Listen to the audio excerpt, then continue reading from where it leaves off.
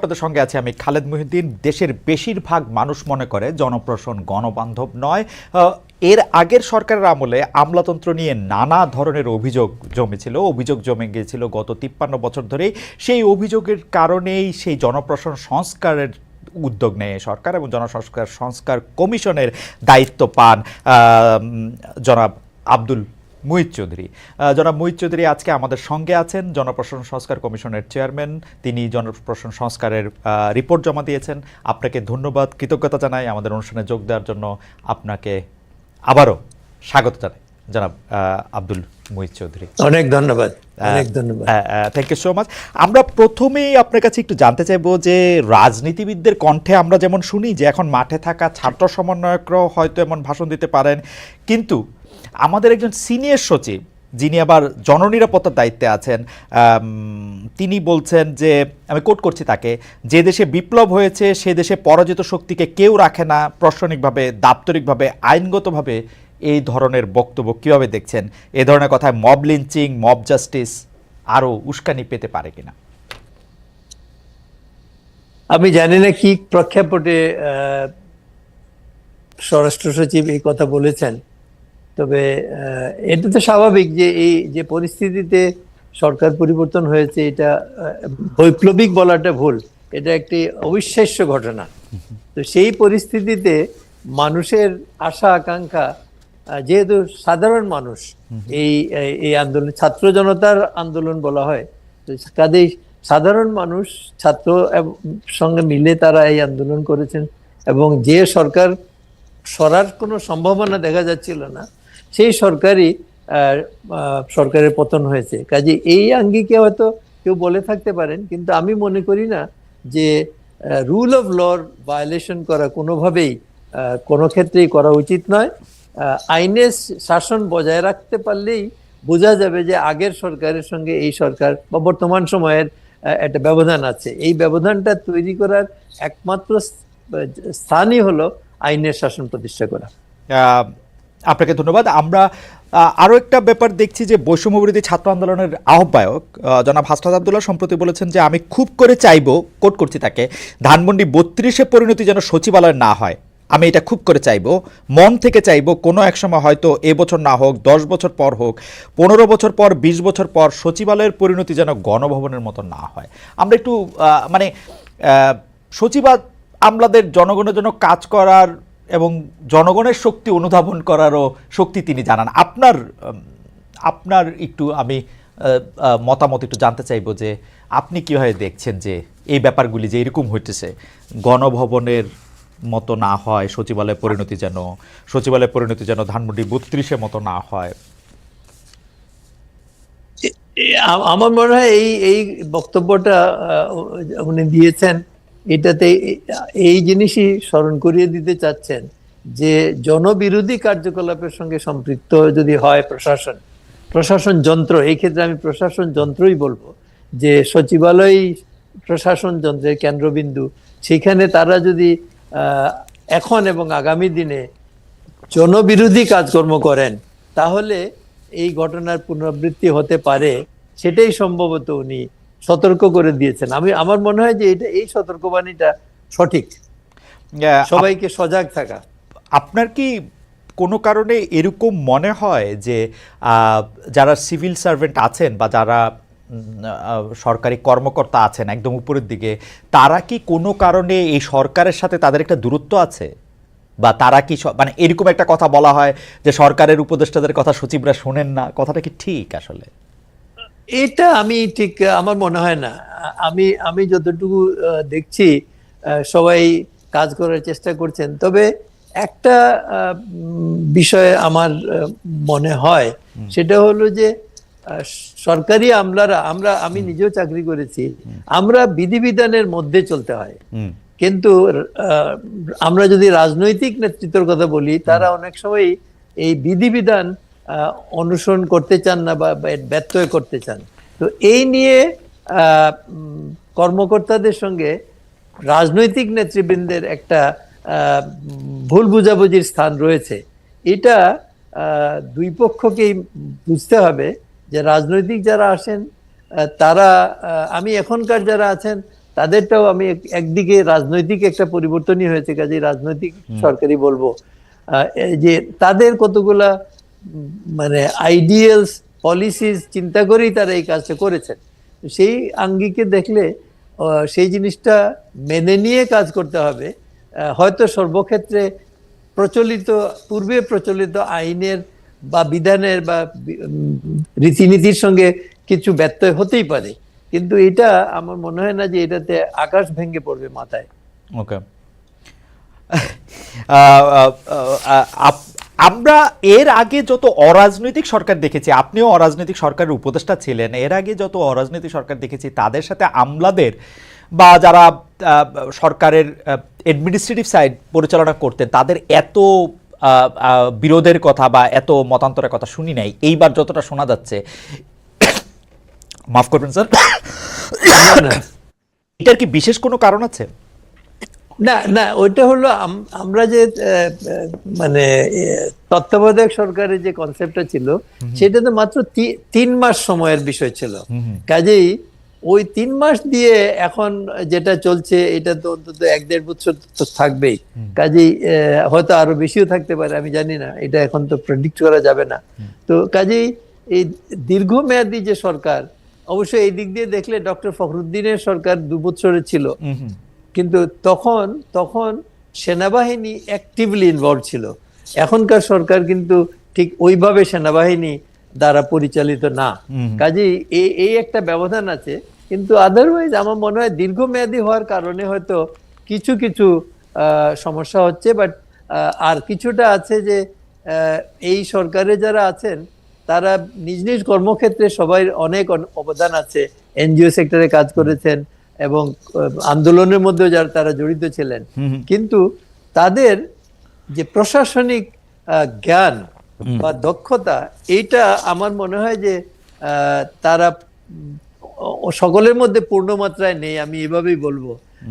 বা এই rules procedure, government চলে রুলস অফ বিজনেসের মাধ্যমে, তো এই রুলস অফ বিজনেস সম্পর্কে তো তাদের সকলের পূর্ণ মাত্রায় ধারণা থাকার কথা নয়। এই কারণে হয়তো কিছু ভুল বোঝাবুঝি হয় আর কি। আপনি রুলস অফ বিজনেসের কথা বলছিলেন জনাব চৌধুরী, কিন্তু আপনি দেখবেন যে সরকার আর্থিক সংকটে আছে, যেটা খোলাখুলি তারা স্বীকারও করছে। তার জন্য তারা ভ্যাট ট্যাক্সের মতো বিষয়ও বাড়িয়েছে বা বাড়ানোর প্রস্তাব করেছে বাজেটের আগে। এরই মধ্যে গত প্রায় 16 বছর ধরে বঞ্চিত এমন 764 কর্মকর্তাকে ভূতাপেক্ষ পদোন্নতি দিয়ে রোববার প্রজ্ঞাপন জারি করেছে জনপ্রশাসন মন্ত্রণালয়। তাদের মধ্যে 119 জনকে সচিব করা হয়েছে। এর মধ্যে আবার 1982 সালের ব্যাচের প্রশাসন ক্যাডারের অতিরিক্ত সচিব হওয়ার পরেও কি অনেক বেশি বঞ্চনা থাকে? এই ভূতাপেক্ষ পদোন্নতি কতটা দরকারি ছিল? আপনি জানেন, এই পদোন্নতি নিয়ে বিশ্বব্যাংকের ঢাকা কার্যালয়ের সাবেক মুখ্য অর্থনীতিবিদ জাহিদ হোসেন সাংবাদিকদের বলেছেন যে মনে হচ্ছে আমলাতন্ত্রের চাপে অথবা তাদের সহায়তা পেতে সরকার কাজটি করেছে। এটা অনেকটা আত্মসমর্পণের মতো অবস্থা। আপনার টেকটা একটু শুনবো স্যার এই সম্পর্কে। না, আমি নিজেও খুব মানে বিস্মিত হয়েছি যে এরকম প্রায় 300 কতজনের এইভাবে দেওয়া হয়েছে। বাট এইটা সত্য কথা যে আপনার যারা এটা পেয়েছেন সুবিধাটা, তারা বঞ্চিত হয়েছিলেন। এখন বলা যেতে পারে যে অতিরিক্ত সচিব হওয়ার পরে বঞ্চিত হওয়া কি এটা কতটা গ্রহণযোগ্য? হ্যাঁ, অবশ্যই একজন যদি ক্যারিয়ার পাথ দেখা যায় এবং দেখা যায় যে সে সার্বিকভাবে সচিব হয়েই রিটায়ার করত, তাকে যদি হঠাৎ অতিরিক্ত সচিব পর্যায়ে আটকে দেওয়া হয়, তাইলে বুঝতে হবে যে কোনো কিছু ওই লেভেলে ডিসিশন মেকিং এ কোথাও সে কারো বিরাগভাজন হয়েছে বলে এটা করা হয়েছে। তো এইটা আমার মনে হয় একদিক দিয়ে ন্যায় বিচারের দিক থেকে দেখলে এটা সঠিক আছে। তবে বর্তমান আর্থিক সংকটের কথা বিবেচনা করেই হয়তো সরকার যেটা করেছেন যে তাদের অর্ধেক টাকা, তারা কেউই চাকরিতে পুনর্বহাল হবেন না, কিন্তু নোশনালি তারা যে জায়গায় যেতে পারতেন সেই জায়গায় তাদেরকে ধরে নিয়ে তাদের বেতনটা দেওয়া হবে 2 ভাগে। 1 ভাগ দেওয়া হবে এই ফাইন্যান্সিয়াল ইয়ারে, আর বাকি 50% দেওয়া হবে পরবর্তী ফাইন্যান্সিয়াল ইয়ারে। এইটাই বোঝা যায় যে সরকার সব দিক সজাগ থেকেই এই পদক্ষেপ সিদ্ধান্তটা নিয়েছে। জনাব আব্দুল মুহিত চৌধুরী, মানে সরকারি চাকরিটাই তো এমন, বা যে কোনো চাকরি তো এমন, মানে আপনারাও যখন চাকরি করেছেন সবসময় ব্যাপারটা যে খুব সরল পথে যেরকম ন্যায্যতার ভিত্তিতে হয়েছে তা না, আপনারাও অনেক সময় অনেকভাবে বঞ্চিত হয়েছেন। This is part of the life, part of the game, সকল চাকরির ক্ষেত্রেই। আপনার কাছে কি মনে হয় যে এটা খুব জরুরি ছিল, মানে 119 জনকে সচিব করা, 764 জনকে ভূতাপেক্ষ কর্মকর্তা করা? এখন যদি আর্মি বলে আমাকে কর্নেল করে রিটায়ার করে দেওয়া হয়েছে, আমার ভাই মেজর হয়ে রিটায়ার করে ফেলছে, তো এটা কি হবে? মানে ইটস লাইক আর্মি বা আর্মির সঙ্গে সিভিল সার্ভিসের একটু তফাৎ আছে। আর্মি তো সার্টেন ডিসিপ্লিনের মধ্যে চলে, কাজেই ওইটা এক ধরনের। আর আর্মি আপনার সাধারণভাবে আমি মনে করি যে এই যে day to day business of the government সেখানে তো ইনভলভ থাকে না, কাজেই তাদের ফেভার ডিস্ট্রিবিউশনের অপরচুনিটি কম। বাট ফেভার্স আমলাকে দিয়ে কাজ করিয়ে নেওয়াটা সব সরকার চায়। এবং এই কাজগুলোর জন্য প্রত্যেকটা জিনিসের সঙ্গেই জন উন্নয়ন সম্পৃক্ত থাকে। সেই জন্য এইখানে আপনার এই ধরনের ইনফ্লুয়েন্স করার টেন্ডেন্সিটা বেশি থাকবে, বা কাউকে দিয়ে কাজ করিয়ে নেওয়া। আমরাও দেখেছি চাকরি জীবনে এই ধরনের আসে, তো আসলে সেখানে অনেকেই পদ পদবীর জন্য তারা সাকাম করেন, হয়তো মেনে নেন। বাট আমি আমার চাকরি জীবনে আমি এই ধরনের কম্প্রোমাইজ করি নাই, এবং আমি বিভিন্ন সময়ে সরকারকে লিখিতভাবে বিভিন্ন বিষয়ে বলতাম। তো কাজেই আমার এখনকার পরিস্থিতিতে আমি জানি না, বাট যারা এই এত বছর ছিলেন না তারা কিন্তু একটা বিরাট প্রেসারের মধ্যে, মানসিক যন্ত্রণার মধ্যে ছিলেন।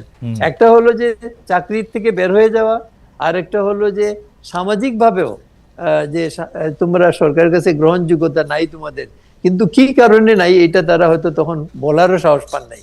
এখন হয়তো জিজ্ঞেস করলে তারা, আপনি যদি কাউকে ডেকে ইন্টারভিউ নেন তাইলে হয়তো দেখা যাবে যে তারা অনেকে বলবেন কি হয়েছিল, প্রকৃত ঘটনা।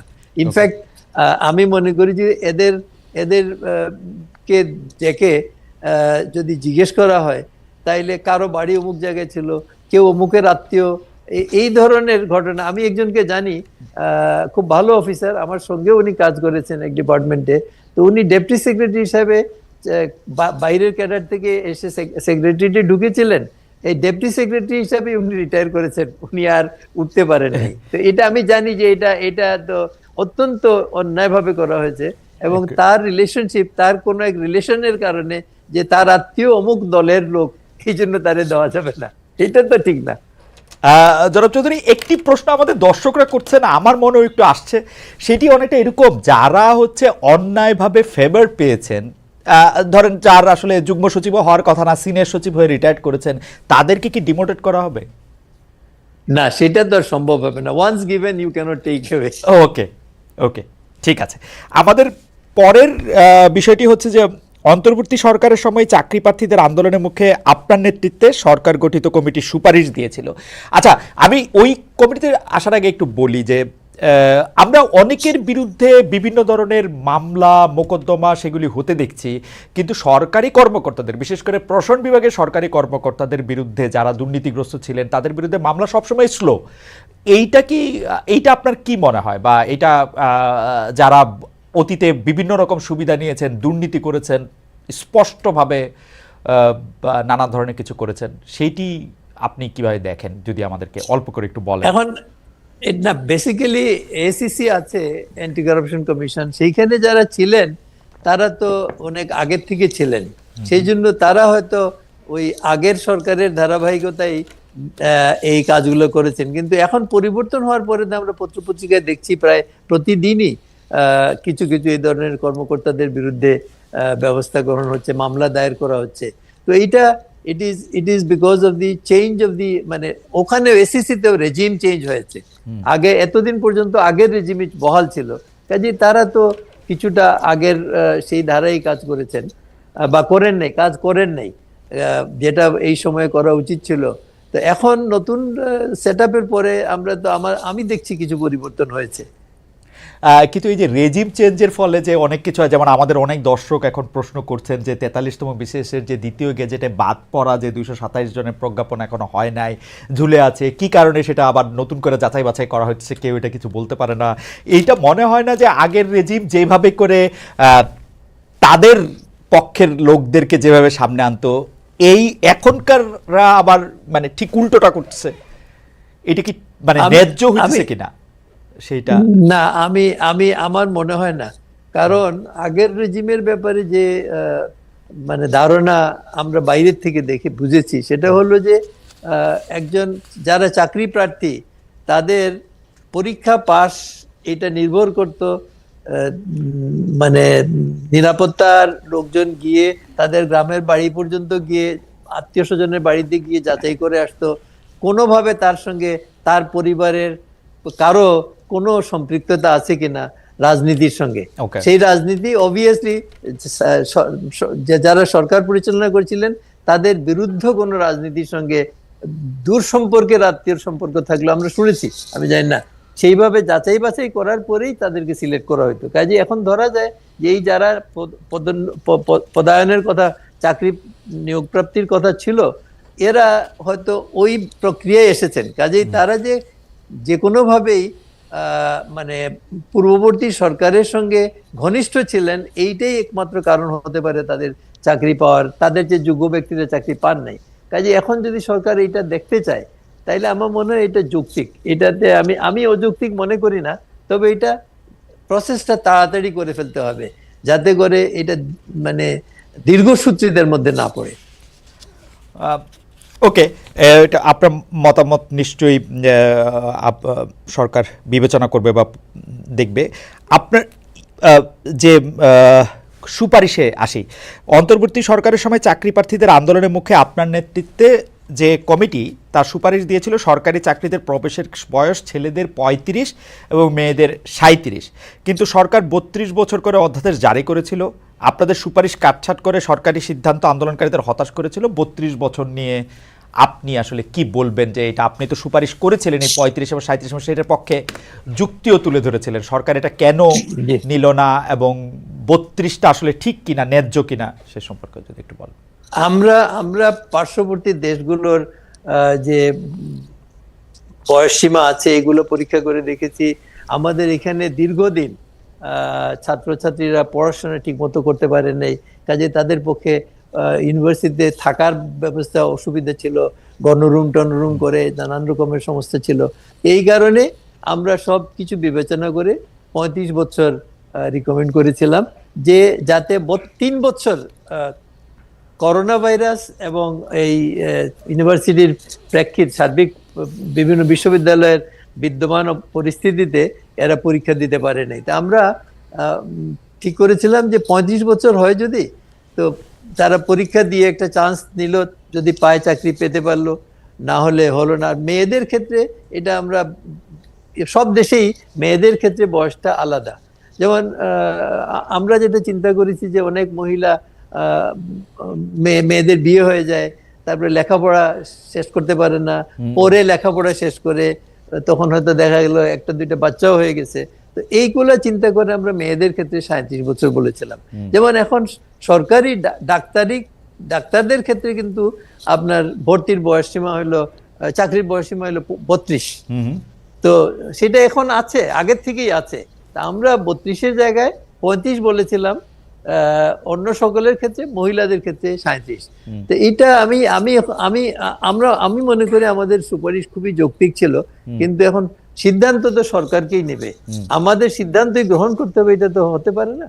সরকার কি কারণে এটা মানেননি এটা আমি জানি না। এই ব্যাপারে কোনো সরকারের পক্ষ থেকে কোনো বক্তব্য দেওয়া হয়েছে বলে আমার চোখে পড়েনি।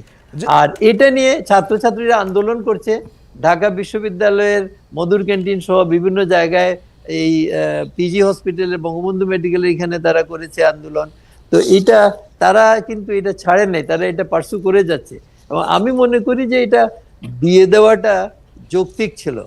আমি সরকার কেন করেছে মানে পরিবর্তন করেছে আমার জানা নেই, বাট আমাদের দৃষ্টিকোণ থেকে এটা আমরা অনেক আলাপ করেছি। Okay. ইভেন 40-এর বেশি বয়সও আছে কোনো কোনো দেশে, কিন্তু আমরা 37 এবং 35 বলেছিলাম।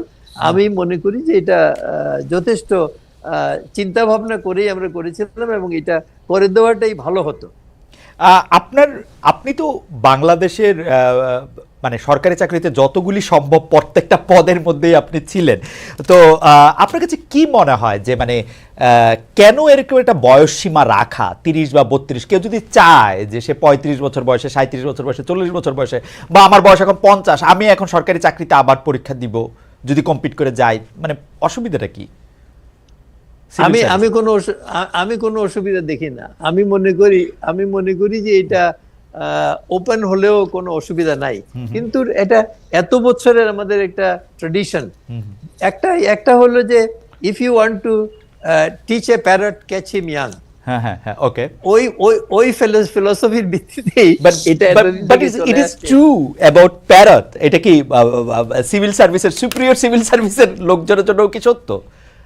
না, মানে একটা জিনিস হলো যে একটা বয়সের পরে মানুষের চিন্তা ভাবনা সুদৃঢ় হয়ে যায়, তার লাইকস ডিসলাইকস। তো এই জন্য যেমন আমরা যখন পরীক্ষা দিয়েছি আমাদের সময় 25 ছিল বয়স, 21 থেকে 25। তো আমরা ইউনিভার্সিটি থেকে পড়াশোনা করেই বের হয়েছি এই চিন্তা করে যে আমরা সিভিল সার্ভিসের পরীক্ষা দেব। পরীক্ষা দিয়েছি। আমি like several of us, we were very lucky, আমরা প্রথমবারই চাকরি পেয়ে গেছি। আবার কেউ কেউ আমাদের সঙ্গে অন্য সার্ভিস পেয়ে পরবর্তী বছর গিয়ে আবার সিভিল সার্ভিস, সবাই সিভিল সার্ভিসেই যেতে চাইতো আগের দিনে, গিয়েছেন। তো এখন এটা একটা সুবিধা হলো যে ফ্রেশ ইউনিভার্সিটি গ্রাজুয়েটস হলে তাকে মানে ট্রেন করাটা ডেফিনেটলি ইজিয়ার। প্রথম দিকের চাকরি, কাজেই সবাই একটু সতর্ক হয়ে কাজ শেখার চেষ্টা করে। কাজ করার সময় আমাদের প্রসেসটা মানে দীর্ঘ ছিল। অ্যাসিস্ট্যান্ট কমিশনার হিসেবে একজন ডিসির সঙ্গে কাজ করতে হতো, বা প্রত্যেক ডিপার্টমেন্টেও যারা অন্যান্য। আমি এটা খুবই, আপনার যুক্তিটা আমি খুবই বুঝতে পারি যে ইয়াং ফ্রেশ ব্লাড, কিন্তু এটার উল্টোটাও তো আসে। যেমন আমি যেহেতু খুব ইয়াং বয়সে সিভিল সার্ভিসে জয়েন করছিলাম, অল্প দিন পরেই আমার মনে হইলো যে এই চাকরিটা ভালো না, তো আমি কিন্তু আমার যদি আরেকটু বয়সে আমি জয়েন করতাম তাহলে হয়তো এটা ভালো দিকও আমি দেখতে পাইতাম, মানে এটাও তো হইতে পারে আর কি। হতে পারে, তবে জেনারেলি কম বয়সেরটাই, যেমন এখন মার্কিন যুক্তরাষ্ট্রে যে কোনো বয়সের লোককে যে কোনো চাকরিতে সরকার নিয়োগ করে যেতে পারে। হ্যাঁ, তো এটা তাদের স্পয়েল সিস্টেম, একটা অন্যরকম সিস্টেম। আমাদের এখানে ওই সিস্টেম গুলো নাই। ওইটা হলে বেশ কিছু সমস্যা হতো। আর তাছাড়া আরেকটা হলো যে আমরা আমরা যেমন একবার হয়েছিল প্রেসিডেন্ট এরশাদের আমলে 450 জন কতজন অফিসার নেওয়া হয়েছিল, তো তাদের বয়সের ভিত্তিতে বেতন দেওয়া হয়েছিল। তো এখন এই বয়সের ভিত্তিতে বেতন দেওয়ার পরে, আমি তখন চিটাগাংয়ে কমিশনার ছিলাম। আমার মনে আছে যে চিটাগাংয়ে আমার এক ডিস্ট্রিক্টে, আমার অধীনের, আমার তো সিলেট থেকে কক্সবাজার পর্যন্ত আমার জুরিসডিকশন ছিল ডিভিশনে। তো আমার এক ডিস্ট্রিক্টে একজন অফিসার এইরকম বয়স্ক, তার বেতন বেশি, তো তিনি তার এডিসি কে বলছিলেন যে আমি তো আপনার চেয়ে সিনিয়র, আপনি আমার চেয়ে কম বেতন পান। দেখ, খুবই আমার মনে হয় যে আপনার যে যুক্তিতে আপনি এটা সুপারিশ করেছিলেন সেই যুক্তি আসলে ঠিকই ছিল, যে নানা ধরনের কারণে এখন সরকার কেন করেছে সেটাও আপনি ঠিকই বলেছেন, যে সরকার কেন করেছে এটা সরকারের ব্যাপার। কিন্তু অন্য একটা প্রশ্নে আসতে চাই যে অন্য কোনো সংস্কার কমিশনের বিরুদ্ধে যেটা হয় নাই, আপনারও আপনার কমিশনের বেলা আমরা সেটা দেখেছি, আপনার অপসারণের দাবি করে ডিসেম্বরের শেষ দিকে সভা হয়েছিল প্রশাসন ক্যাডারে বর্তমান সাবেক কর্মকর্তারা। সেদিন বিসিএস কল্যাণ বহুমুখী সমবায় সমিতি লিমিটেডের সভাপতি জনাব এবিএম আব্দুল সাত্তার প্রকাশ্যেই বলেছিলেন, স্যার আমি কোট করছি, 2টি বিষ দাঁত অঙ্কুরিত হয়েছে, এই বিষ দাঁত উপড়ে ফেলতে হবে, একটা বিষ দাঁত হলো মুহিত ভাই। সেদিন সাত্তার সাহেব আপনার ব্যক্তিগত পারিবারিক পেশা জীবন সবকিছু নিয়ে আক্রমণ করেছিলেন। এ নিয়ে কি বলবেন? সংস্কারের সুপারিশমালা জমা দেওয়ার আগে আপনারা প্রশাসন ক্যাডারের নেতৃবৃন্দের সঙ্গে বসেছিলেন কিনা? যে সুপারিশ জমা দিয়েছেন সেখানে তো তাদের প্রশাসন ক্যাডারের আপত্তি অগ্রাহ্য করে 50-50 করার প্রস্তাব করেছেন। এরপর বাংলাদেশ অ্যাডমিনিস্ট্রেটিভ সার্ভিস বলেছেন এই সুপারিশ উচ্চ আদালতের নিষ্পত্তি হওয়া বিষয়ের সঙ্গে সাংঘর্ষিক। আপনার মন্তব্য একটু শুনতে চাইবো, একটু বিস্তারিত আকারে, তবু আপনার কাছ থেকে অনুমতি নিয়ে আমি একটু আমরা দর্শকদের কাছে দুটি প্রশ্ন করেছিলাম, সেই দুটি প্রশ্নের জরিপের ফলাফল একটু বলে যাই, কারণ এটা আপনার কাছ থেকে একটু বিস্তারিত শুনতে হবে যে মানে প্রশাসন কি চায়, আপনি কি চাচ্ছেন বা কি সুপারিশ করছেন। আমরা দর্শকদের কাছে এইবার দুটি পোল রেখেছিলাম। একটি পোলে আমরা জানতে চেয়েছিলাম যে ধানমন্ডি 32-এ পরিণতি যেন সচিবালয়ের না হয়, আমলাদেরকে সতর্ক করেছেন বৈষম্য বিরোধী ছাত্র আন্দোলনের আহ্বায়ক হাসনাত আব্দুল্লাহ। এমন হুঁশিয়ারি সঠিক বলে মনে করেন কিনা? শতকরা 69% দর্শক এই হুঁশিয়ারিকে সঠিক মনে করেছেন, সঠিক মনে করেন নাই শতকরা 31% দর্শক, 47,000 দর্শক ভোট দিয়েছেন। আমরা দ্বিতীয় আরেকটি জরিপের আহ্বান করি। সেটির ক্ষেত্রে একটি প্রশ্ন করেছিলাম দর্শকদের উদ্দেশ্যে যে অন্তর্বর্তী সরকারের উপদেষ্টা জনাব মাহফুজ আলম বলেছেন জুলুম করা থেকে বিরত থাকুন, নইলে আপনাদের উপরও জুলুম অবধারিত। মব বন্ধে তৌহিদি জনতার প্রতি সতর্কতার এই আহ্বান কাজ হবে কিনা? শতকরা 61% দর্শক বলেছেন যে হ্যাঁ কাজ হবে, শতকরা 39% বলেছেন যে কাজ হবে না, 21,000 দর্শক ভোট দিয়েছেন। যাই হোক, জনাব আব্দুল মুহিত চৌধুরী, আমরা প্রশাসন ক্যাডারের বর্তমান ও সাবেক কর্মকর্তারা আপনার যে কমিশনের যে সংস্কারের সুপারিশ সেগুলি পছন্দ করেন নাই, অনেক ক্ষেত্রে আপনাকে ব্যক্তিগত আক্রমণেরও সম্মুখীন হতে হয়েছে। এটা নিয়ে আপনি আসলে কি বলবেন? প্রশাসন ক্যাডারের কথা আপনি শুনেছিলেন কিনা? অবশ্যই শুনেছি, পত্রপত্রিকায় দেখেছি, ভিডিও রেকর্ড চালু হয়েছিল, আমি দেখেছি, শুনেছি। তো এখন যিনি বলেছেন মুহিত ভাই, তিনি আমার সামনে আমাকে কোনোদিন মুহিত ভাই বলার মতো সাহস তার থাকার কথা নয়। তো এখন মবের মধ্যে মানুষ নানান কথা বলে, তো এইটা আমি ওইভাবেই দেখেছি যে মবের মধ্যে উনি ছিলেন, উনি এটা বলেছেন, কারণ উনি সুস্থ মস্তিষ্কে মুহিত ভাই বলে আমাকে সম্বোধন করার কোনো কারণ আমি মনে করি না সার্ভিসের একজন জুনিয়র কলিগ হিসেবে। এটা আমি এইটুকুই বলতে চাই। আর তাছাড়া এই ঘটনা যেদিন হয়েছে তারপরেই অনেক নেতৃবৃন্দ আমার কাছে ব্যক্তিগতভাবে এসে ক্ষমা প্রার্থনা করেছেন। তারা বলেছেন এটা তারা এই ঘটনার জন্য তারা প্রস্তুত ছিলেন না, আকস্মিকভাবে এটা হয়েছে। আমি তাদেরকে বিশ্বাস করি। অনেকে আমার সঙ্গে চাকরি করেছেন সরাসরিও, তারা আমি চিনি তাদেরকে, তো আমি জানি যে তারা এই ধরনের একটা কিছু করবেন না। আর দ্বিতীয় কথা যেটা, যে কমিশনের দায়িত্ব আমরা পেয়েছি, আমরা কোনো সার্ভিসের দেখভাল করার জন্য কমিশন গঠিত হয়নি। আমাদের দায়িত্ব হলো দেশের সার্বিক পরিস্থিতিতে কি করা দরকার। তো সেই পরিস্থিতির আলোকে আমরা এটা বলেছি। কারণ আপনার যেভাবে 200-300 করে লোক রিক্রুট করা হয়েছে এক বছর, এটা তো আপনার প্রয়োজনের অতিরিক্ত বলে আমি মনে করি। তো সেই জন্য আমরা এটা বলেছি। আর হাইকোর্টের যে রেফারেন্স আসছে সেটা সত্য কথা। এরকমের একটা অনেক বছর আগে অ্যাসোসিয়েশনের একটা ইয়ের পরিপ্রেক্ষিতে কোর্টের একটা রুলিং দেওয়া ছিল যে এটা এই বয়স এইভাবে মানে 75-25 থাকবে।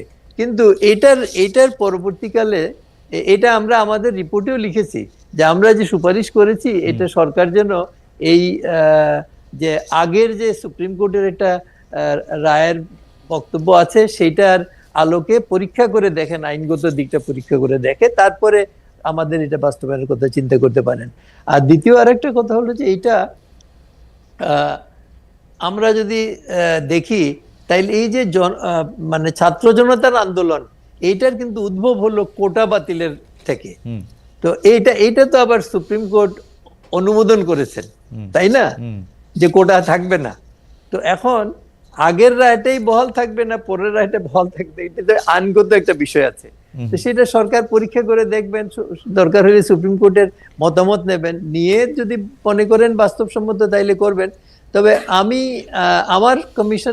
আমাদের কমিশনে পাবলিক অ্যাডমিনিস্ট্রেশন রিফর্মস কমিশনে আমরা সবাই একমত হয়েছি যে এই কোটাটা কমানো দরকার। কারণ এইটা না করলে এটা প্রয়োজনের অতিরিক্ত লোক রিক্রুট করা হয়, এই পরিমাণ লোকের দরকার নাই। আর তাছাড়া এটা বাস্তবায়ন করতে গিয়ে আমরা সব ক্যাডারের জন্যই আমাদের সুপারিশে, আপনারা যদি সুপারিশ তো এখন অনলাইন আছে, আপনারা দেখতে পারবেন যে আমরা সেইখানে প্রত্যেক ক্যাডারের জন্য পদোন্নতির ব্যবস্থা রেখেছি, যাতে করে নিজের লাইনেও পদোন্নতি পায়। আর 50% বিসিএস অ্যাডমিনিস্ট্রেশন তো ডেপুটি সেক্রেটারি পদে আসতেই পারবেন। তো কাজেই এটা আমি খালি না, আমাদের কমিশনের আমরা সবাই একমত হয়ে এটা করেছি। কাজে এখন আমরা যারা সবাই যারা ছিলাম কমিশনে, বিসিএস অ্যাডমিনিস্ট্রেশনেরই আমরা বেশিরভাগ ছিলাম। ডাক্তার ছিলেন, প্রকৌশলী ছিলেন, আপনার অন্য ক্যাডারের কাস্টমস ক্যাডারের অফিসার ছিলেন, অডিট এন্ড অ্যাকাউন্টস ক্যাডারের অফিসার ছিলেন। তো এরা সবাই মিলেই আমরা এই সিদ্ধান্ততে এসেছি। কাজে আমি মনে করি যে এটা আমরা যদি আমাদের এটা কেউ যদি বলে যে ওনার বয়স বেশি হয়ে গেছে, আমার বয়স এখন 82 বছর, কেউ যদি বলে ওনার বুদ্ধি শুদ্ধি লোপ পাইছে, তাইলে আলাদা কথা। কিন্তু আমার মনে হয় না যে এই কথা বলবেন কেউ। আমরা সবাই মানে সজ্ঞানে চিন্তা ভাবনা করি এইটাতে এসেছি। এবং আমি মনে করি যে এটা আমাদের মধ্যে দুই একজন আলোচনা এসেছিল এটা শেষের দিকে, যে এই পরিস্থিতিতে এটা আমরা চেঞ্জ করব কিনা, কিন্তু আমরা সবাই একমত হয়েছি যে না, চেঞ্জ করব না, আমরা এটাই সঠিক আছে। আপনি নিশ্চয়ই দেখেছেন, আমি সুপ্রিম কোর্টের রায়টা পড়তেছিলাম যে 2006 সাল থেকে 10 বছর চলার পরে 2016 সালে রায় দেওয়া হয়েছে অ্যাপিলেট ডিভিশন। আমরা দেখতেছিলাম যে প্রধান বিচারপতি সহ আরও 4-5জনও রায়ের মধ্যে বিভিন্ন মন্তব্য লিখেছেন। আমি যেটা বলতে চাই যে এই যে উনারা যেটা চিন্তা করছেন যে মানে স্যার আপনিও অ্যাডমিন ক্যাডারে ছিলেন, মানে অ্যাডমিনের সার্ভিসটাই তো আসলে সেক্রেটারি হওয়ার জন্য বা সেক্রেটারিয়াল পোস্টগুলি পাওয়ার জন্য পরে, সেইটা কেন পরীক্ষা দিতে হবে, সেইটা কেন আসলে অর্ধেক থাকবে, বাকি অর্ধেক সবার জন্য থাকবে, এইটার ক্ষেত্রে সবচেয়ে বেশি আপনি কোন যুক্তিটা আপনারা কমিশনে দেখেছিলেন যে কেন এটা কমাতে হবে, 75 থেকে 50 করতে হবে? না, যুক্তিটা একটা হলো যে এইটা যে সময়ে যে পরিপ্রেক্ষিতে করা হয়েছিল, তখন তো এত লোক রিক্রুট করা হতো না। যেমন ওখানে ছিল, আমি পাকিস্তান আমলের কথাই যদি বলি, সেই সময়ে CSP, all post were borne in the cadre of the CSP. সব চাকরি, যত চাকরি ছিল সচিবালয়ে, ফিল্ডে, সবগুলোই সিএসপি ক্যাডারের ছিল। এবং দুই ধরনের হতো, একটা প্রভিন্সিয়াল সিভিল সার্ভিস থেকে প্রমোশন হইতো, কেউ এডিসি হইতেন, ডিসি হইতেন, কমিশনারও হয়েছেন, এই সমস্ত পর্যায়ে গেছেন। আর আরেকটা হলো যে পলিসি পুল বলে একটা ছিল সেন্ট্রাল গভর্নমেন্ট, সেইখানে যেমন অন্যান্য ক্যাডার, ইকোনমিক ক্যাডার গুলোর থেকে অনেকে যেতে পারতেন। এবং once they join the cadre, they were treated as officers of the civil service, same ইয়েতে চলে আসতেন। এইরকম আমাদের এখানে অনেক ছিলেন। নুরুল হোসেন খান সাহেব বলে একজন ইনকাম ট্যাক্সে ছিলেন, এরকম আরো কয়েকজন, আমি ওপেন নাম মনে হচ্ছে না।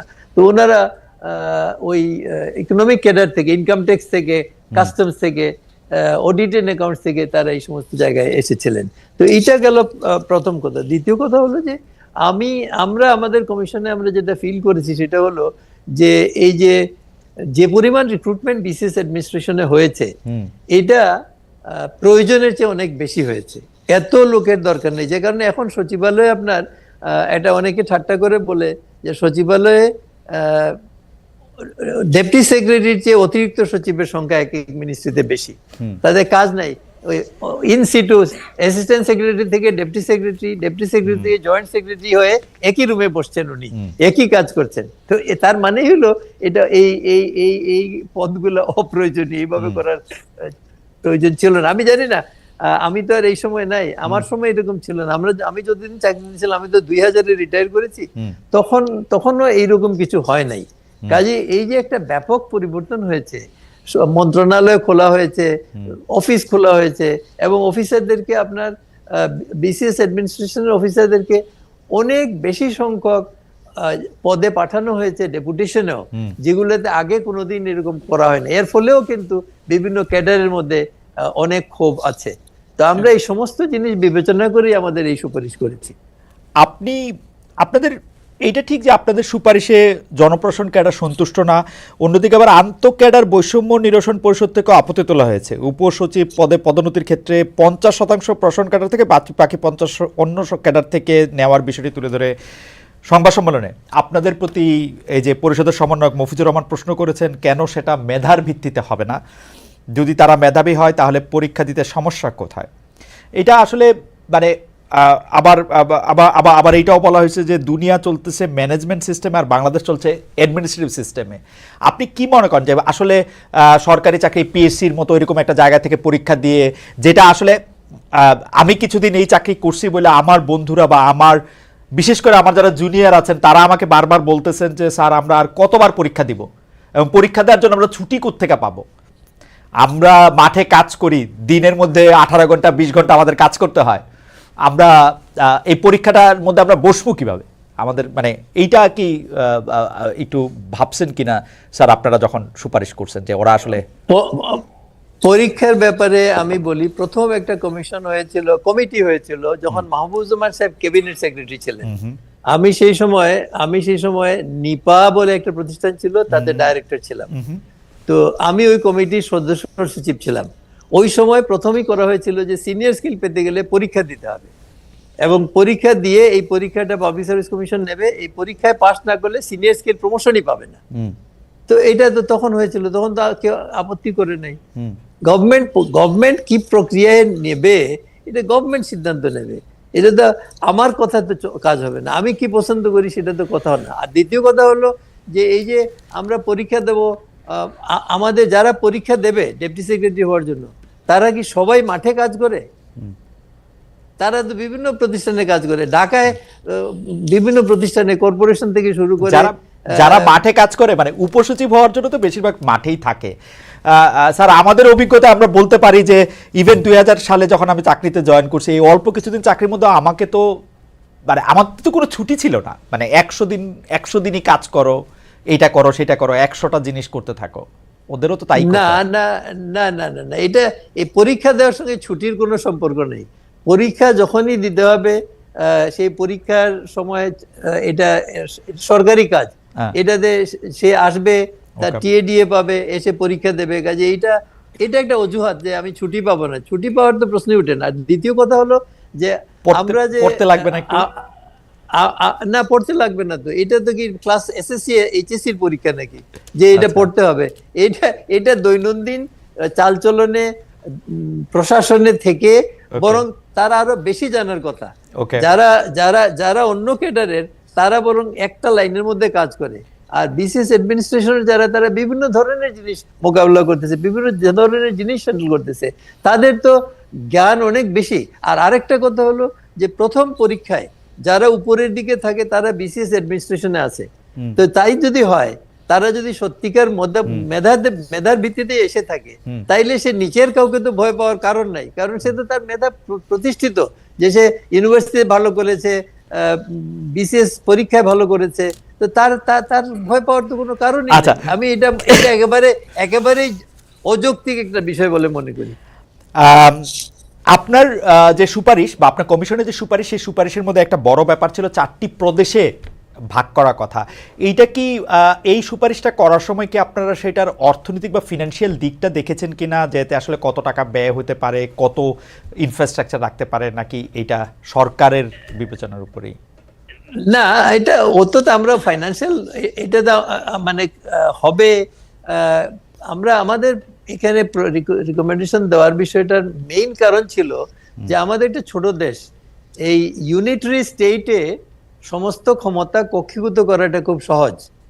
তো এইটা প্রভিন্স হইলে 4টা প্রভিন্সিয়াল অ্যাসেম্বলি থাকবে, প্রভিন্সিয়াল গভর্নমেন্ট থাকবে, প্রভিন্সিয়াল চিফ মিনিস্টার থাকবে, ইন্ডিয়াতে আছে, নেপালে আছে, পাকিস্তানে আছে। তো ওই সমস্ত দেশে থাকায় এটা যে লোকাল লেভেলে মানুষের, এখন তো মানুষ বেড়েছে, মানুষের প্রয়োজন মেটানোর জন্য যত কাছে সরকারকে নেওয়া যায়, সেন্ট্রাল গভর্নমেন্টকে মানুষের কাছে নেওয়া সম্ভব না। কাজেই সেন্ট্রাল গভর্নমেন্ট যদি সেন্টারে থাকে তারা, এবং লোকাল গভর্নমেন্ট যদি থাকে, তাইলে দুটো জিনিস হবে। একটা হলো মানুষের কাছে সেবাগুলো পৌঁছে দেওয়া যাবে, দ্বিতীয় কথা হলো যে মানুষ লোকাল লেভেলে ইনভলভড হবে, কাজ শিখবে, তাইলে সেন্ট্রাল গভর্নমেন্টও ভবিষ্যতে যারা আসবেন তারা কাজ শিখে আসবেন। আর সেন্ট্রাল গভর্নমেন্ট প্রভিন্সিয়াল গভর্নমেন্টে ইন্টারফেয়ার করতে পারবে না, কারণ অনেক জিনিস ডিসেন্ট্রালাইজড হয়ে যাবে। যেমন আমাদের বিচার বিভাগ সম্পর্কিত যে কমিশন, তারা কিন্তু বলেছেন যে প্রত্যেক ডিভিশনাল হেডকোয়ার্টারে সুপ্রিম কোর্টের হাইকোর্টের একটা ডিভিশন করা উচিত। তো এটা আর করতে হবে না, 4টা ডিভিশনে তখন হাইকোর্ট গুলো হয়ে যাবে। তো বিচার ব্যবস্থা মানুষের কাছে যাবে। এখন এরশাদ সাহেব যখন এটা করছিলেন তখন সব আইনজীবীরা গিয়ে মিছিল করে গিয়ে সেটা বন্ধ করছিলেন কেন? কে? এরশাদ সাহেব তো হাইকোর্টের একটা বেঞ্চ প্রত্যেকটা বিভাগে, অনেকগুলি বিভাগে বসানোর প্রস্তাব করছিলেন, বসাইছিলেন, কিন্তু তখন তো আইনজীবীরা মিছিল করে গিয়ে এটা আবার। হ্যাঁ, এটার কারণ হলো যে ঢাকা বেস আইনজীবীরা তারা ওই যে চিটাগং, রাজশাহী এই সমস্ত জায়গায় গিয়ে যাওয়া ঝামেলা হতো, তারা যেতে পারতেন না, গেলে সময় নষ্ট হইতো। তো কাজেই ব্যবসায়িক কারণে তারা আপত্তি করেছেন। আর বিচারক যারা ছিলেন আমি জানি না, বাট আমার একটা ধারণা যে বিচারকরাও এই ঢাকার বাইরে ওনারা যে ছিলেন, আমি চিটাগং কমিশনার ছিলাম, যারা ছিলেন তারা ঢাকার থেকে চিটাগংয়ে যেতেন ফ্লাইটে, গিয়ে 4 দিন থেকে আবার চলে আসতেন। তো এখন এই যে এটা পরিবার ঢাকায় এই অবস্থা থেকে মুক্তি পাওয়ার জন্য, প্রভিন্স হয়ে গেলে কিন্তু এটার হবে না। প্রভিন্স হয়ে গেলে যারা থাকবেন ওখানে ওই প্রভিন্সে চাকরি করবেন, এলিভেটেড হলে সুপ্রিম কোর্টে আসবেন যখন তখন আসবেন। ওকে, আমরা আরো কিছু প্রশ্ন জমা হয়ে গেছে যে আমরা অনেকদিন ধরে জেনে আসছি যে বাংলাদেশের অন্যতম সুরক্ষিত প্রবেশাধিকার সংরক্ষিত একটি স্থান হচ্ছে সচিবালয়, কিন্তু আওয়ামী লীগ সরকার পতনের পর আমরা দেখেছি দাবি দেওয়ার নামে একাধিকবার বহিরাগতরা ঢুকে পড়েছিল সচিবালয়। সবশেষ গত 25 ডিসেম্বর দিবাগত রাতে, গভীর রাতে সচিবালয়ের 7 নম্বর ভবনে আগুন লাগে। প্রথমে নাশকতা সন্দেহ করা হলো, পরে দেখা গেল যে এটা একটা বৈদ্যুতিক দুর্ঘটনা, তদন্ত প্রতিবেদন এরকম বলা হলো। এই সচিবালয়ের নিরাপত্তার বিষয়ে আপনারা কোনো সুপারিশ করেছেন? না, আমরা এইভাবে কোনো স্পেসিফিক মানে গভর্নমেন্ট এস্টাবলিশমেন্টের নিরাপত্তার কথা বলি নাই। তবে সচিবালয়ে যেদিন আগুন লেগেছিল ওই পরের দিন সকালেই আমি বলেছি এটা বৈদ্যুতিক বিভ্রাট থেকে হয়েছে। কারণ সচিবালয়ে আগুন লাগানোর জন্য কেউ 7 তলায় উঠে আগুন লাগায় তারপরে দৌড়ে নামবে না, এটা একটা সাধারণ, আমার কাছে মনে হয়েছে যে কাজে এটা কোনো ইচ্ছাকৃতভাবে কেউ করেনি।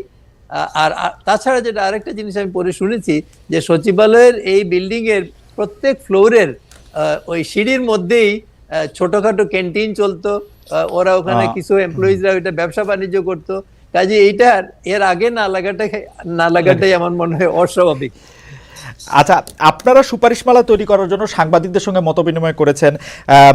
সেদিন সাংবাদিক সমাজের প্রতি আপনার বক্তব্য, ছাত্র প্রতিনিধির বক্তব্যে সাংবাদিকেরা কিছুটা আপত্তিও তুলেছিলেন। কারণ মত বিনিময় এক পর্যায়ে ছাত্র প্রতিনিধি জগন্নাথ বিশ্ববিদ্যালয়ের লোক প্রশাসন বিভাগের 4র্থ বর্ষের ছাত্রী মেহেদি হাসান বলেন, আমি কোট করছি তাকে, এই কমিশনের সদস্য হিসাবে আমি 1-1.5 মাস ধরে মাঠ পর্যায়ে কর্মকর্তাদের কথা শুনেছি, জনগণের কথা শুনেছি। এতে আমার একটি উপলব্ধি এসেছে যে জীবনে আর যাই করি বিসিএস দেব না। একজন উপসচিব, যুগ্ম সচিব, ডিসি তার ঊর্ধ্বতন কর্মকর্তাদের সঙ্গে যে আচরণটা করে, তাদের যে আমরা পাবলিক সার্ভেন্ট বলি, তারা আসলে পাবলিক সার্ভেন্ট নয়, তারা হচ্ছেন তাদের সিনিয়রদের সার্ভেন্ট।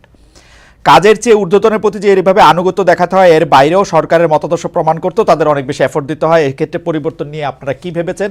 আমি এই প্রসঙ্গে একটু বলতে চাই, স্যার, আপনারা যারা সিএসপি ছিলেন তাদের যে আমরা তাদেরকে জানি যে তারা খুব দাপুটে অফিসার ছিলেন। আমাকে একজন সিএসপি অফিসার নিজে বলেছেন, সেক্রেটারি ছিলাম আমার সামনে কোনোদিন জয়েন্ট সেক্রেটারিও বসতে পারেনি। তো স্যার, এই যে একটা অবস্থা, এই যে এই যে সিনিয়রদের সার্ভেন্ট হওয়াটা, এইটা আপনি আসলে কিভাবে দেখছেন বা সুপারিশে এটা কি পরিবর্তনের কথা বলেছেন? এটার একটা লেজ প্রশ্নও আছে স্যার। 1 থেকে 10 পর্যন্ত যাদেরকে আমরা অফিসার বলতেছি গ্রেড, তাদের বেতন আর 11 থেকে 20-এর যাদের বেতন, তাদের মধ্যে এত বেশি বৈষম্য কেন, বা বৈষম্য বেশি বলে মনে হয় কিনা আপনার? প্রথম কথা হলো বেতনের বিষয়টা আমাদের আওতার মধ্যে ছিল না, এটা আলাদা পে কমিশনের বিষয়। সবসময় বেতন পে কমিশনের মাধ্যমে নির্ধারিত হয়, কাজে এইটার ব্যাপারে আমি বলতে পারবো না। তবে আপনি যেটা বললেন, আপনি একটা আমার সঙ্গে যারা চাকরি করেছেন তাদের সঙ্গে কথা বলে, আপনি যত 200-300 লোকের সঙ্গে কথা বলেন, আপনি খুঁজে বের করে, যদি তারা বলে যে আমার সামনে চেয়ারে বসতো না, তাইলে আমি বলবো যে আমি তাইলে সারা জীবন ভুল কাজ করেছি। কারণ আমি আমাকে একজন সিএসপি অফিসার গর্ব নিয়ে বলছেন যে আমরা সচিব ছিলাম এমন সচিব যে আমাদের সামনে যুগ্ম সচিবরা পর্যন্ত কোনোদিন বসার সাহস করে নাই। না, এটা সত্য না। আমি জানি, শুধু আমি না, আমাদের 60s এর আমরা যারা সিভিল সার্ভেন্ট, আমি তো ডেফিনেটলি আমার চেয়ারে, রুমের মধ্যে চেয়ারে, আমি যখন ডিসি ছিলাম তখনও লোক আসতো, দর্শনার্থী আসতো, তা আমি সবাইকে বসতে দিতাম। আমি দরজা খুলে সবাই এসে ঢুকে বসতো, আর যারা দাঁড়িয়ে থাকতেন তাদের কথা আগে শুনতাম, তারপরে বসা যারা, কিন্তু আমার সামনের চেয়ারে এসে যিনি বসে গেছেন তারটা সব শেষে শুনতাম। কারণ আর এটা আমার একটা স্ট্র্যাটেজি ছিল, আমি এইভাবে করতাম, এবং আপনি এটা ভেরিফাই করে দেখতে পারেন, এটা দিস ইজ দ্য ট্রুথ। এবং আমি আমি এই জিনিসটা অনুভব করেছি অনেক জায়গায়, যে আপনার ওই চেয়ারে বসতে চায় না লোকে, অনেক লোক আসে দাঁড়িয়ে থেকে। তা আমি বলি যে দেখেন, এই সরকারি চেয়ারটা দিছে আপনার বসার জন্য, আপনি কে এটা ইম্পর্টেন্ট না, আপনি একজন নাগরিক এবং এই চেয়ারে বসার অধিকার আপনার আছে, আপনি বসতেই হবে। এটা একটা। দ্বিতীয় আরেকটা বলি, আমার চাকরি জীবনে আমি দেখেছি যে এই আমি যখন এসডিও ছিলাম, ডিসি ছিলাম, কমিশনার ছিলাম, তো কোনো অফিসে ইন্সপেকশনে গেলে ওই ওই অফিসের যিনি প্রধান তার চেয়ারটা ছেড়ে দিয়ে উনি পাশের একটা চেয়ারে গিয়ে বসতেন। তা আমি বলতাম যে এই চেয়ারটা হলো তোমার, যেমন আমি ডিসি ছিলাম, আমি বললাম এই চেয়ারটা তোমার এসডিওর চেয়ার, আমি তো এখানে এসডিও না, আমি ডিসি, যেখানেই বসি ওখানেই ডিসি, তুমি তোমার চেয়ারে বসতে হবে। তো স্যার না স্যার আপনি বলেন, আমার পাশে চেয়ার, আমি বললাম তাহলে তুমি আমার কথার অবাধ্য হচ্ছ, you must go and sit on your chair, you will continue to be my SDO, I will be your DC, no change. তো আমি আমি আমি এটা খুব গর্বের সঙ্গে বলতে পারি, আমি প্রত্যেক জায়গায় এটা করেছি, everywhere, in every office I work I have done this, এবং কেউ এটা বলতে পারবে না যে আমি বানিয়ে বলেছি। একটা জিনিস, এটা আমার সাংবাদিকতার অভিজ্ঞতা থেকে আমি দেখেছি যে গত ২০-২২ বছরের সচিবালয়ের গুরুত্ব কমেছে, বেড়েছে প্রধানমন্ত্রী কার্যালয়ের গুরুত্ব। মানে সকল ফাইল প্রধানমন্ত্রীর কার্যালয়ে পাঠানো হতো, প্রধানমন্ত্রী যা সিদ্ধান্ত দেন, বা প্রধানমন্ত্রীর কার্যালয়ের ইভেন ডিরেক্টর লেভেলের অফিসাররা সচিবদের থেকে অনেক গুরুত্বপূর্ণ হয়ে গেছিলেন অনেক সময়। মানে এইটা কি এই সুপারিশে অ্যাড্রেস করা হয়েছে যে কোনোভাবেই যাতে চিফ এক্সিকিউটিভের অফিস আসলে মানে যার কাজ যেটা সেটা না করে? না, এটা এটা এটা আমাদের আওতার মধ্যে নয়। তবে আমরা ওই যে প্রভিন্সিয়াল সিস্টেমের কথা বলেছি, যে কারণে সেটা হলো যে ডিসেন্ট্রালাইজড হয়ে গেলে এমনিতেই অনেক সেন্ট্রালের এখন যে একক ক্ষমতা, এটা তো আর থাকবে না যদি প্রভিন্স করা হয়। এই জন্য আমরা খুব মানে মনে প্রাণে বিশ্বাস করি যে প্রভিন্স করাটা খুব দরকার। আরেকটা জিনিস হলো যে আপনার এই যে লোক, এই একটা কালচার, এটা খুবই খারাপ। আমরা চাকরি করেছি, কোনোদিন এইভাবে আমরা যাই নাই, কোথাও যাই নাই, কিন্তু এখন এই যে আপনার নিচের একজন, আমার অফিসের একজন, আমার অধীনস্থ একজন কর্মকর্তা যদি প্রধানমন্ত্রীর সঙ্গে দেখা করে কিংবা মন্ত্রীর সঙ্গে তার বোঝা যায় যে সে খুব লাইন তার, তো তাইলে তো এই মন্ত্রণালয়ে তার কাজ করা উচিত না। আমি সচিব হলে আমার সঙ্গে এরকম কোন লোক থাকলে আমি ওই দিনই তার বদলি করার ব্যবস্থা করতাম।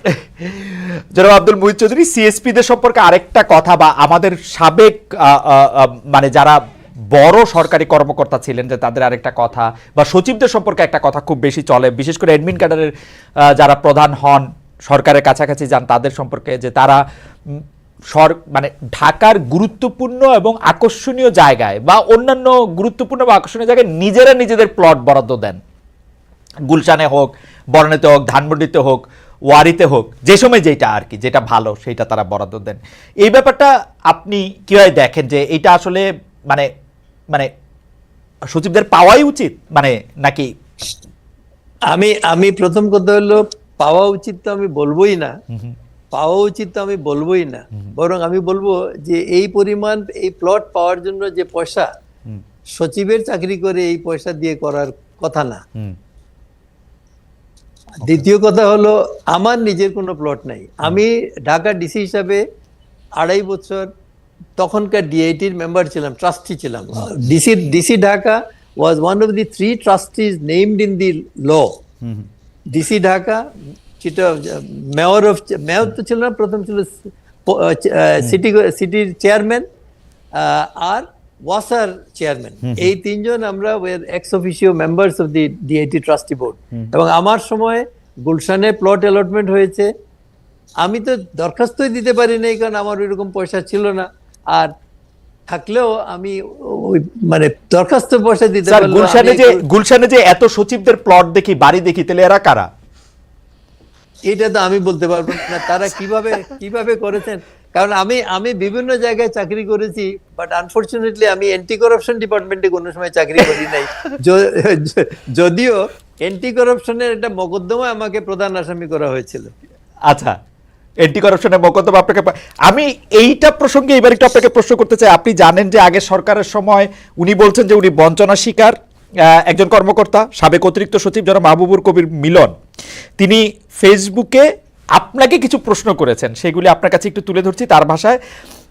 আমি কোট করছি, স্যার দুর্নীতিবাজ কর্মকর্তাদের চিহ্নিত করার পদ্ধতি কি হবে, সে বিষয়ে কি সুপারিশ করা হয়েছে কিনা প্রস্তাবে, এদের সঠিকভাবে চিহ্নিত করা ও পদোন্নতি বন্ধের কি সুপারিশ রাখা হয়েছে, দলান্ধ এবং দলের হয়ে ক্ষমতার অপব্যবহার রোধ এবং তাদের শাস্তির কি সুপারিশ রাখা হয়েছে, এদের চিহ্নিত করার ব্যবস্থাও কি রাখা হয়েছে, সৎ ডেডিকেটেড কমিটেড কাজকে ওন করা ইনফরমেটিভ ইত্যাদি ইত্যাদি ইত্যাদি। বিসিএস পরীক্ষায় প্রথম হয়ে 5 টাকা ঘুষ খায় এমন কর্মকর্তাও দেশে আছে, মেধাবী হলে যে সৎ হবে সেই নিশ্চয়তা তো দেয়া যায় না। আপনার দৃষ্টি আকর্ষণ করছেন, আপনি এই প্রসঙ্গে কিছু বলবেন কিনা? যে না অবশ্যই বলবো। সেটা হলো যে এই জিনিসগুলো তো এই যে আমাদের কমিশন 3 মাসের সময়, তারপরেও আমরা কিছু দরখাস্ত দিয়ে সময় বাড়িয়েছি। আমরা যতটুকু করতে পেরেছি এর বেশি করা এই সময়ের মধ্যে কোনোভাবেই সম্ভব নয়। কাজে এটা আমাকে জিজ্ঞেস করলেও আমি বলতে পারবো না, কারণ যে জিনিসটা আমরা পরীক্ষাও করি নাই। তবে এইটা আমি একমত যে মেধাবী হলেই যে সৎ হবে এরকম কোনো কথা নাই। সততার ভিত্তি হতে হবে মানুষের ঈমান। সে যদি বিশ্বাস করে তাকে একদিন বিচারের সম্মুখীন হতে হবে, তাকে মরতেই হবে একদিন, এই বিশ্বাস হলেই মাত্র শুধু সে ভয় পাবে দুর্নীতি করতে, আর না হইলে সে দুর্নীতি করতে ভয় পাবে না। কারণ সে তখন চাবে রাতারাতি বড়লোক হওয়ার। বড়লোক হওয়ার মানে দুর্নীতি না করেও অবস্থার উন্নতি করার সম্ভাবনার সুযোগ আছে। সেটা হয় যেমন কেউ 5 বছরের জন্য ওয়ার্ল্ড ব্যাংকে চাকরি নিয়ে চলে গেলেন, সেটার জন্য একটু তদবির করতে হয় স্বাভাবিকভাবেই। তো আমি অবশ্য 9 মাসের জন্য একবার আমেরিকায় গিয়েছিলাম ফুলব্রাইট প্রোগ্রামে, নন ডিগ্রি প্রোগ্রামে। তো কিন্তু আমি এরপরে চলে আসছি, কারণ এটা financially it was never viable for me. আর আমি আরেকটা জিনিস দেখলাম যে আমাকে আমার ইউনিভার্সিটি প্রফেসর কয়েক দফা, আমার যে ছিল গাইড ছিল, সে আমাকে বুঝিয়েছে যে তুমি থাকো, আমরা তোমাকে অ্যাসিস্ট্যান্টশিপ দেবো, টিচিং অ্যাসিস্ট্যান্টশিপ, তাতে তোমার বেতন টিউশন লাগবে না, তুমি তোমার মাস্টার্স ডিগ্রিটা করে যাও। তা আমি চিন্তা করলাম যে আমি মাস্টার্স ডিগ্রি করলে এই মাস্টার্স ডিগ্রি আমার কোনো কাজে আসবে না, বরং আমার ফেরার সময় আমার বাচ্চার প্লেন ভাড়া ডাবল দিতে হবে। আমি থাকলে না 2 বছর, তখন 2 বছর ক্রস করে যাবে। দ্বিতীয় কথা হলো আমার স্ত্রীর জন্য, আমার স্ত্রী এবং মেয়ের জন্য ইন্স্যুরেন্স করতে হবে, এই টাকা আমার নাই, তাইলে আমি বিনা ইন্স্যুরেন্সে থাকতে হবে, এটা তো সম্ভব না। তো সেই জন্য আমি মনে করলাম যে আমি চিন্তা করে দেখলাম যে আমার কাজ যা, তাতে এই ডিগ্রি কোনো কাজে আসবে না। আমি আমার কাজটা ঠিকমতো বুঝে যদি করতে পারি তাইলে আমার এটা ভালো হবে। তা আমি আসছি, এবং আমি তো মানে যমুনা ব্রিজ কনস্ট্রাকশন থেকে শুরু করে, এনবিআর থেকে শুরু করে আমি বিভিন্ন ধরনের চাকরি করেছি, যেগুলোর জন্য আমার কোনো প্রশিক্ষণ বা কিন্তু স্যার আপনিও নিশ্চয়ই জানেন, আমরা এখন নাম না আলাপ করি, কিন্তু আপনিও নিশ্চয়ই জানেন, কারণ সিএসপি অফিসাররা আপনারা সবাইকে চেনেন, আপনিও জানেন যে সিএসপি অফিসারদের মধ্যে চূড়ান্ত মেধাবীরা, যারা ফার্স্ট হয়েছেন, সেকেন্ড হয়েছেন, থার্ড হয়েছেন, বিভিন্ন বিশ্ববিদ্যালয়ে শিক্ষকতা করতে পারতেন, করেছেন, এমন অনেকের বিরুদ্ধে নানা রকম দুর্নীতির অভিযোগ শোনা যায়, ক্ষমতার অপব্যবহারের কথা শোনা যায়, এবং আরও এমন কিছু নাই যে শোনা যায় না। তো আসলে তো সৎ এবং সততার সাথে তো আসলে মেধার কোনো সম্পর্ক নাই। আমরা তো শুনি নাই যে ভাই আমি ফার্স্ট হয়েছি, আমি কেমনে ঘুষ খামো। তারা তা করেছেন আসলে। যাই হোক, আমরা পরের প্রসঙ্গে আসি। এটা একটু টেকনিক্যাল ব্যাপার। জনাব আব্দুল মুহিত চৌধুরী, যে বিশেষ প্রশাসন ক্যাডার নিয়ে আপনারা আলাদা বাংলাদেশ প্রশাসনিক সার্ভিস এবং সচিবালয় সুপার এক্সিকিউটিভ সার্ভিস গঠনের সুপারিশ আপনারা করেছেন। এই এসিএসে বিচার বিভাগকেও রাখা হয়েছে, খুবই ইন্টারেস্টিং।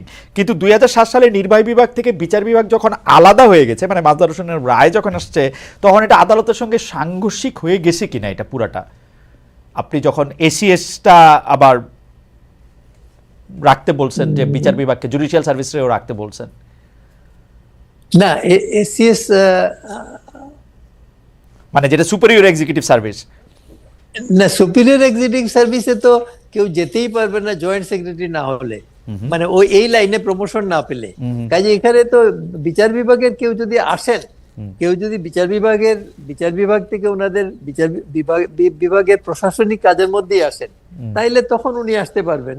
এছাড়া তো এমনি কেউ আসতে পারবেন না। কিন্তু সেটা সাংঘর্ষিক হবে কিনা, কারণ হচ্ছে যে আসলে বিচার বিভাগের তো সিস্টেমটা, কাঠামোটা এখন এরকম যে অতিরিক্ত জেলা জজই কিন্তু এখন অতিরিক্ত সচিবের সমান, কারণ জেলা জজ যেহেতু একজন সচিবের পদমর্যাদায় আছেন, তো সেই ক্ষেত্রে তাদের তো আসলে সুপিরিয়র এক্সিকিউটিভ সার্ভিস পরীক্ষা দিতে হবে।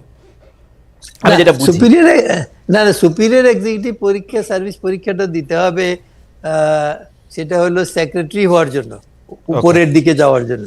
তো সেইখানে না গেলে তো আর এরপরে সেক্রেটারি পোস্টটা তো নরমাল ক্যাডার পোস্ট হিসেবে নাই। আইন মন্ত্রণালয়ের কর্মকর্তারা তো বিচার বিভাগীয় কর্মকর্তাই, তারা চিফ জাস্টিসই তাদেরকে নিয়োগ করেন আসলে বা সুপারিশ করেন। না, আইন মন্ত্রণালয়ের কর্মকর্তা যারা, তাদেরকে আইন মন্ত্রণালয় নিয়োগ করে। এই যে বিচার বিভাগ, চিফ জাস্টিসের নির্দেশক্রমে বিচার বিভাগের সেপারেশনের যে আমরা যে কথাটা বলি, আসলে এটা প্রকৃত সেপারেশন নয়। মানে যতক্ষণ পর্যন্ত সচিবালয় না হইতেছে ততক্ষণ পর্যন্ত।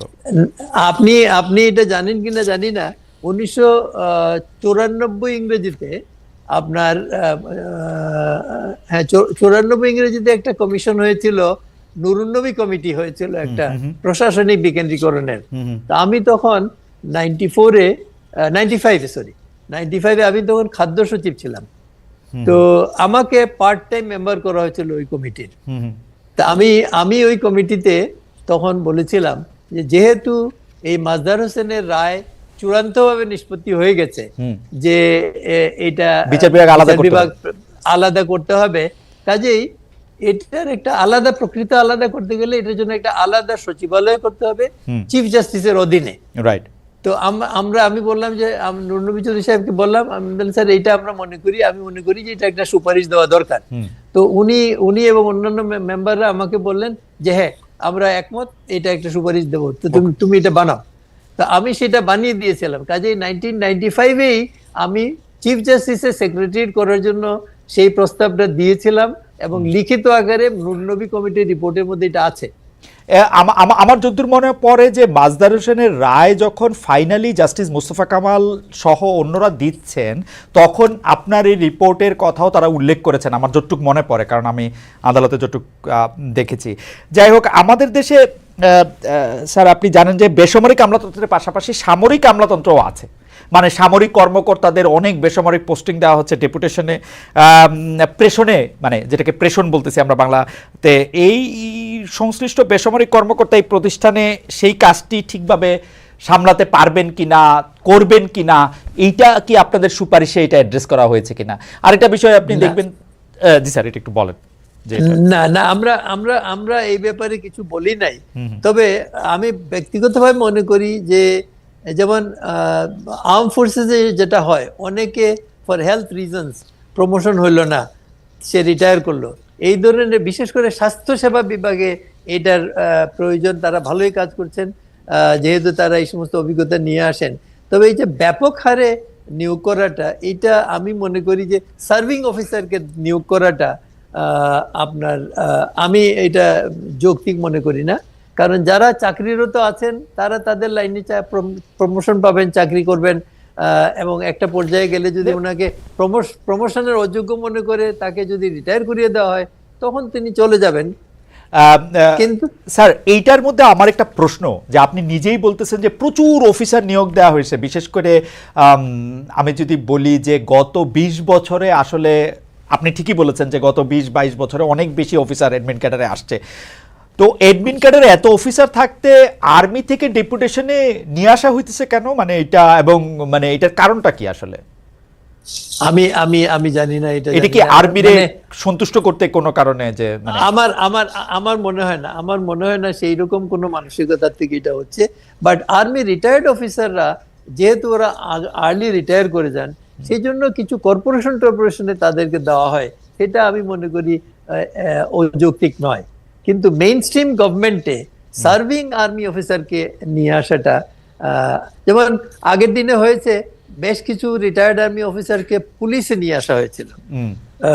তো এটা মানে আমার ব্যক্তিগত অভিমত যে এটা সকলে সমানভাবে দক্ষতার সঙ্গে কাজ করতে পারেননি, কিন্তু অন্যান্য জায়গায় সার্ভিং আর্মি অফিসারকে নিয়ে আসাটা আমার মনে হয় যে এটা সঠিক না, কারণ তাদেরকে একটা পার্টিকুলার পেশার জন্যই নিয়োগ করা হয়েছে, তারা সেখানেই থাকবেন।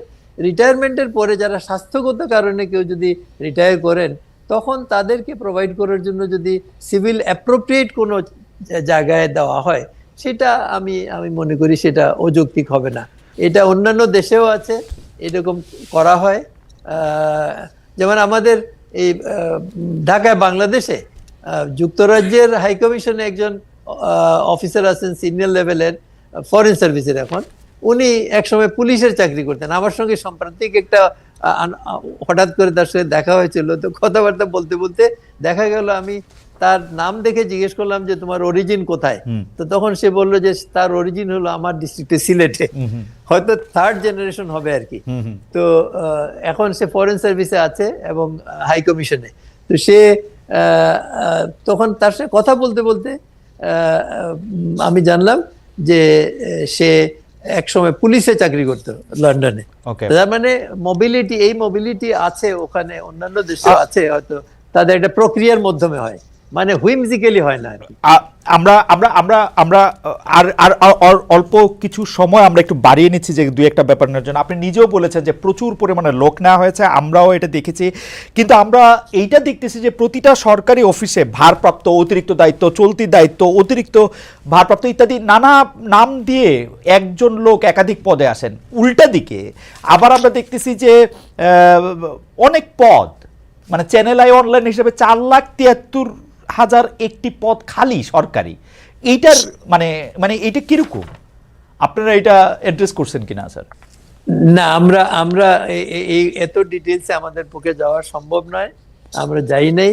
তবে এইটার ব্যাপারে যেটা আমার একটা ইমিডিয়েট রিয়াকশন হলো, সেটা হলো যে এই যে আমি বললাম আগে এত লোক ক্রিয়েট করা হয়েছে, এখন সবাই কিন্তু ওই সচিবালয়ের পদের মধ্যে আসতে চায়, বাইরে যেতে চায় না, ঢাকার বাইরে যেতে চায় না, এই সমস্ত কারণে। এবং গভর্নমেন্ট এগুলো ফেভারিটিজম করলে এই পরিস্থিতি হয়। প্রয়োজনের বেশি লোক, তারপরে সবাইকে ফেভার করা তো সম্ভব না, তখন এই ধরনের জিনিস হয়। আমরা মনে করি যে মানে সিভিল সার্ভিস, এই মানে পাবলিক অ্যাডমিনিস্ট্রেশন সংস্কারের একটা স্থায়ী কমিশন থাকা দরকার, যেন all issues can be referred to that commission, যেটা আমরা রিকমেন্ডও করেছি, এবং যাতে এটা বাইরের থেকে দেখে তারা বলতে পারেন, অ্যাডভাইস দিতে পারেন গভর্নমেন্টকে। এটা আবার শেষ প্রশ্ন, জনাব আব্দুল মঈন চৌধুরী, এটা আপনার কাছে কেমন লাগে যে এখন দেখা যাচ্ছে যে সবচেয়ে বেশি আকাঙ্ক্ষিত চাকরিটি সরকারি চাকরি, স্পেশালি প্রশাসন ক্যাডারের চাকরি, এটার কারণটা কি আসলে? মানে আমার এটা, মানে আমি প্রশ্নটা একটু স্যার একটু বিস্তারিত করি, যে আমরা দেখব যে সরকারি আমলা খারাপ, সরকারি পুলিশ খারাপ, সরকারের বিভিন্ন জায়গায় তারা ঘুষ খায়, এরকম কথা আমরা পাবলিক স্ফেয়ারে দেখি। সরকারের সব কিছু খারাপ, শুধু সরকারি চাকরিটা ভালো। এটা কেমনে, মানে এটা কেন এরকম? ওই যে সব কিছু খারাপ বলেই সরকারি চাকরিটা ভালো। মানে সরকারের, আমি বাইরে থেকে বলতেছি সরকার আমলা খারাপ, কিন্তু আমি এই চাকরিটা চাইতেছি হচ্ছে সবচেয়ে বেশি পরিমাণে। এই চাকরিটার জন্য কারণ হলো সুযোগ সুবিধাটা বেশি ওখানে, সেই জন্য অনেক ধরনের সুবিধা হয়। এবং যেমন গত কয়েক বছরে তো সরকারি কর্মকর্তাদের, পার্টিকুলারলি বিসিএস অ্যাডমিনিস্ট্রেশন অফিসারদের যে গাড়ি টাড়ি এই সমস্ত অনেক সুযোগ সুবিধা দেওয়া হয়েছে, প্লট দেওয়া হয়েছে বিভিন্ন ব্যক্তিকে। তো এইগুলা অ্যাটলিস্ট এইগুলা তো লোভনীয় বিষয়। কাজেই একটা প্লট পেলে, কেউ যদি প্লট পায়, আমি অনেককে দেখি তারা, আমি রিটায়ার করেছে, আমি জিজ্ঞেস করলাম কোথায় থাকেন, স্যার আমার একটা ফ্ল্যাট আছে, কিংবা কেউ বলে বর্ণানীতে আমার একটা ফ্ল্যাট আছে। তো আমি খুব মানে আমোদ পাই এটা। গুলশান বর্ণানীতে তো আমি খালি সচিবদের বাসাটাই দেখি, হয় সরকারি বাসা নাইলে প্রাইভেট বাসা, কিন্তু না সরকারি বাসাগুলো তো গভর্নমেন্ট মানে হয় না, সরকারি বাসার বাইরেও মানে নিজেদের বাসা, মানে আমি বলতে চাইতেছিলাম যে হয় নিজেরাই থাকে, অথবা ডেভেলপার দিয়ে 10টা ফ্ল্যাট বানায় 5টাতে মিলা থাকে, ওরকম দেখতেছি। কিন্তু আমি যেটা বলতে চাইতেছিলাম, আমি যেহেতু এদিকের চাকরি আর ওদিকের চাকরিও করছি, আমার ব্যাচমেট যারা এখন সরকারি চাকরি করতেছেন, আমি দেশে থাকতেও তাদের অন্তত দ্বিগুণ বা তিনগুণ বেতন পাইছি, মানে বেতনের দিক দিয়ে তো এটা খুব আকর্ষণীয় চাকরি না। আকর্ষণটা তাহলে আসলে কি? উপরি যেটা বলা হয় উপরি। আমরা অনেক অনেক অনেক ধন্যবাদ জনাব আব্দুল মহিদ চৌধুরী। আপনার সাথে আমরা অনেকগুলি বিষয় আমরা জানতে পারলাম, আপনি অনেকগুলি বিষয়ের খোলামেলা জবাব দিয়েছেন এবং আপনি আমাদের সাথে অনেকক্ষণ পর্যন্ত ছিলেন। আমাদের কৃতজ্ঞতা জানবেন, অনেক দর্শক দেখেছেন আপনাকে এবং বিভিন্ন ধরনের প্রশ্ন করেছেন, সরকারি বেসরকারি কর্মকর্তারা তার মধ্যে ছিলেন। আপনাকে অনেক অনেক ধন্যবাদ এবং কৃতজ্ঞতা। দর্শক, আমাদের সঙ্গে নিশ্চয়ই আপনাদের আবার দেখা হবে